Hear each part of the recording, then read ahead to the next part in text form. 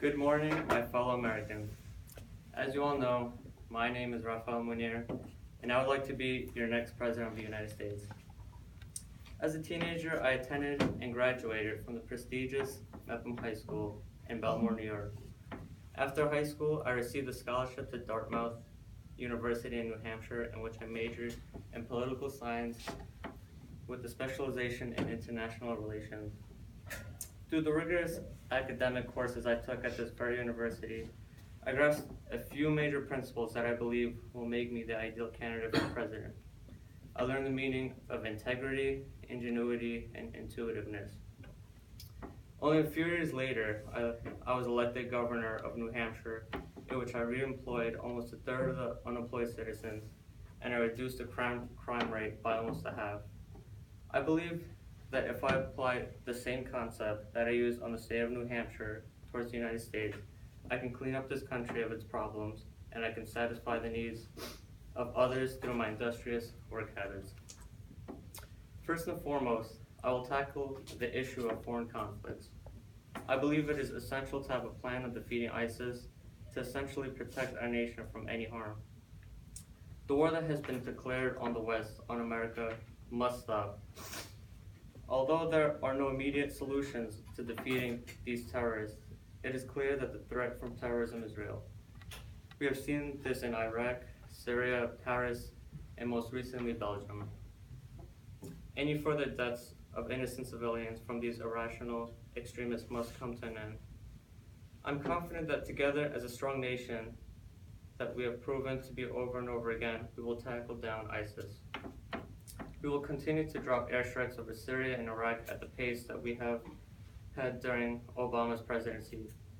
So far, 9,000 airstrikes have been dropped, and it has been helpful in regaining lost territory to ISIS.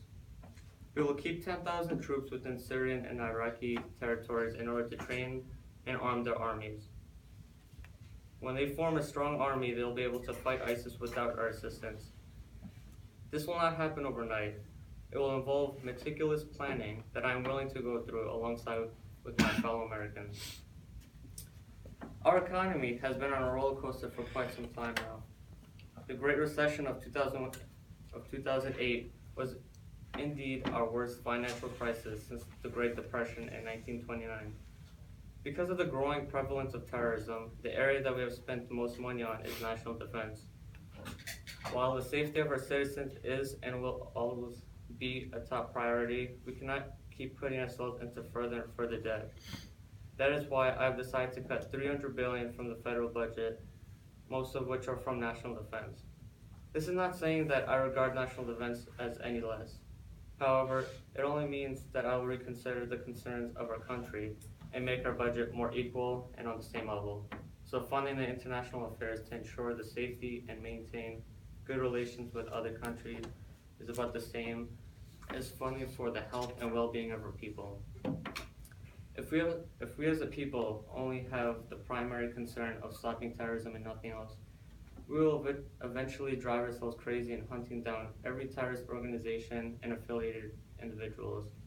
While this is the ideal solution to combating terrorism, it is nonetheless an impossible task. On the contrary, this will, in a sense, make us paranoid, which is definitely the last thing anyone wants to occur under the elected leader of a democracy. So, by effectively working together, we can not only combat the growing issue of terrorism by continuing to fund national defense, but also give more consideration to issues at home and maintain the well-being of everyone who resides in our country. Lastly, America cannot succeed if we do not have educated children. Education gives us a knowledge of the world around us and changes it into something better. It develops in us a perspective of looking at life. It helps us build opinions and have viewpoints on things in life. Our children are the future, and if they don't have the opportunity at receiving an exceptional education, then our country will never be able to thrive. Children in poor socioeconomic areas should have the same quality education as a child in an upper class. They should have the same quality teachers and the same quality technology. We also need to stop grading our children on every test they receive. Rather, we should help guide the lesson and use testing as a way to pinpoint what they need to work on. Constant testing as a result of the Common Core has led to more unnecessary stress for both the teachers and the children. The Common Core must be altered dramatically to ensure a better education system. After all, our children are the future, so they deserve the finest education they could basically receive. As you can see, these are a few topics that need to be addressed if this country is to be successful. And if I become president, I will make sure these issues will be resolved.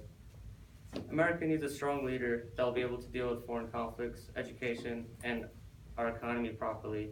I believe that I will make a change, and it is up to you to decide whether you are ready for it. Thank you, and God bless America. Good job, Raph.